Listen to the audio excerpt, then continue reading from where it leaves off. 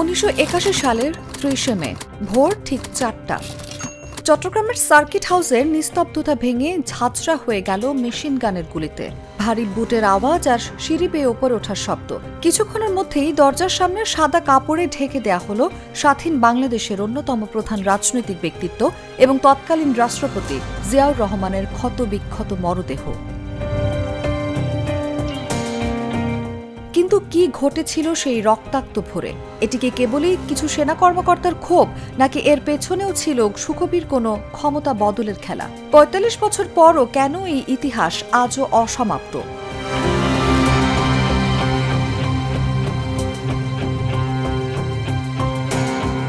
ঘটনার মাত্র একদিন আগে চট্টগ্রাম বিএনপির অভ্যন্তরীণ কোন্দল মেটাতে আকস্মিক সফর এসেছিলেন জিয়াউর রহমান। মধ্যরাত পর্যন্ত বৈঠক শেষে যখন তিনি ঘুমাচ্ছিলেন, তখনই অতর্কিত হামলা চালায় একদল বিদ্রোহী সেনা সদস্য।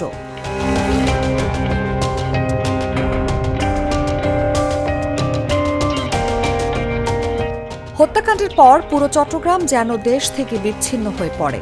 জারি হয় সান্ধ্য আইন। কিন্তু আসল নাটক শুরু হয় এরপর। রাষ্ট্রপতির মরদেহ সার্কিট হাউস থেকে সরিয়ে নিয়ে গোপনে দাফন করা হয় রাঙ্গুনিয়ার এক পাহাড়ি এলাকায়। পরবর্তীতে স্থানীয়দের দেয়া তথ্যে পুলিশ যখন কবর খুঁড়ে ক্ষতবিক্ষত লাশ উদ্ধার করে, ততক্ষণে ঢাকার রাজনীতিতে বড় ওলটপালট হয়ে গেছে। এই অভ্যুত্থানের নেপথ্যের নাম আসে বীর উত্তম মেজর জেনারেল আবুল মঞ্জুরের। কিন্তু ইতিহাস এখানে এসে আরও জট পাকিয়ে দেয়। অক্ষত অবস্থায় পুলিশের কাছে আত্মসমর্পণ করার পর তড়িঘড়ি করে মঞ্জুরকে সেনাবাহিনীর হাতে তুলে দেওয়া হয় এবং সেনানিবাসে নেয়ার পরপরই তাকে গুলি করে হত্যা করা হয়। আর এখানেই ধামাচাপা পড়ে সবচেয়ে বড় সত্য। মঞ্জুর বেঁচে থাকলে আদালতে কি বলতেন?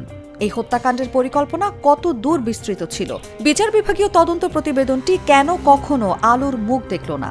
সামরিক আদালতে দ্রুত বিচারে ১৩ জন কর্মকর্তার ফাঁসি হলেও মূল কুশীলবরা কি আড়ালেই রয়ে গেল?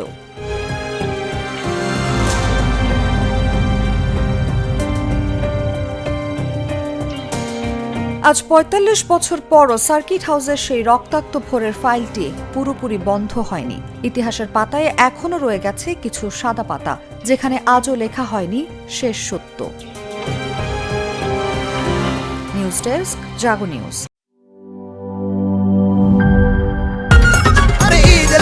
মনে খুশির জোয়ার সবখানে